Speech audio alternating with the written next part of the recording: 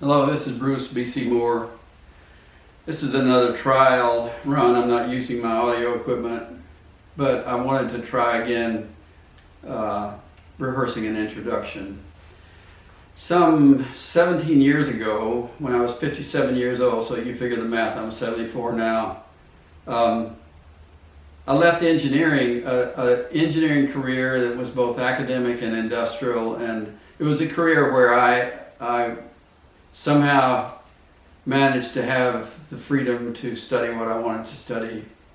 First, in an academic career, I was an associate professor at the University of Toronto, and I have international publications. You can look them up under BC Moore Model Reduction, or BC Moore Internally Balanced, or BC Moore AJ Laub. But I had a great academic career. I loved it. I earned tenure, but there was a weakness I found in the mathematics I was using that really blocked my ambition to use what I knew in industrial applications.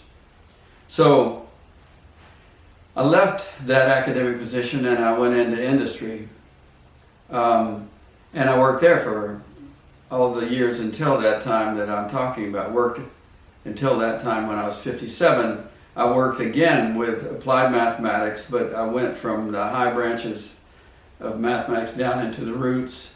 I found things that were fascinating. I loved them. I got to study what I wanted to study, and I managed to earn my way by being productive with it, although I was never fabulously successful in the sense that my work spread to other people, but I was successful in doing it myself and doing things that were valuable.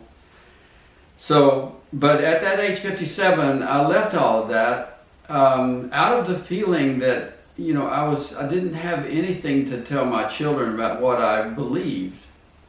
And yet I had a feeling that there was, I had a deep interest in meditation and spirituality. I had left it, I was involved with church somewhat, but mainly singing in a choir. So I left with I ended up with the inspiration to tell my children what I believed based on what I knew about what the great minds of science had said, what I knew about mathematics, and what little I knew about the spiritual wisdom. I wanted to take that and express belief, what I believe, to my children, to be able to express it to young people. And it was a very long road since then. It ended up in this toy physics. That's odd, isn't it? And there is an underlying belief in the toy physics story. And that underlying belief is this.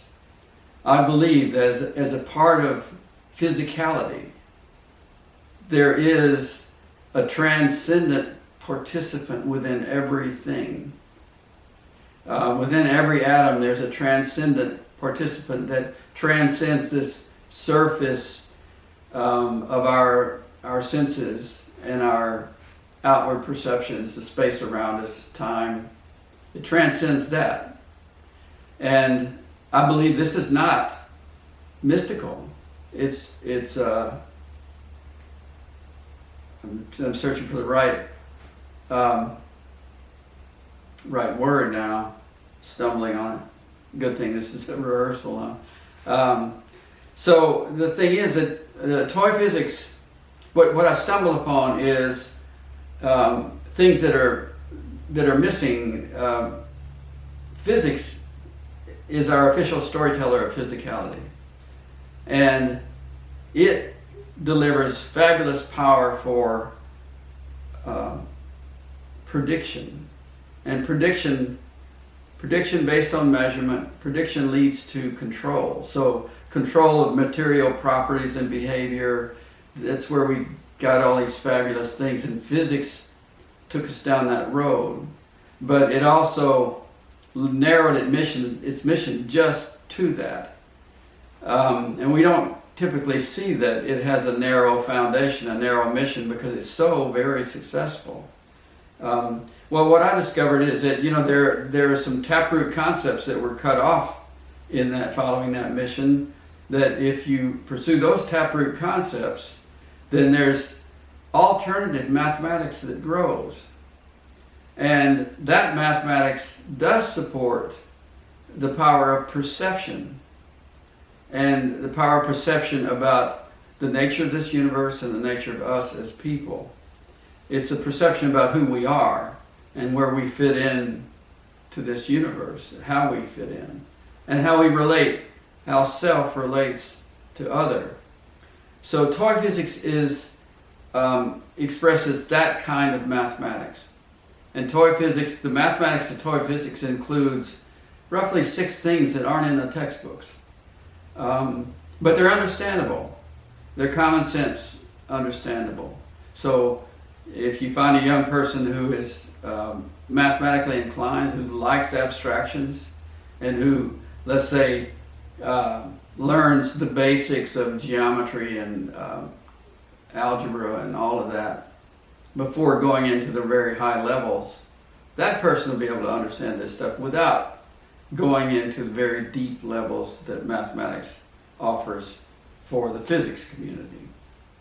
So that belief is in a transcendent realm of physicality. So speaking of a transcendent participant allows you to talk about deep participation in behavior without using some of the words of religion. It's aligned with religion. So that's what this stuff is about. And I wanted to see how the lighting started out. Wanting to see how the lighting is. I brought the ring light in a little closer because I've got a bright background behind me. So we'll see how this worked.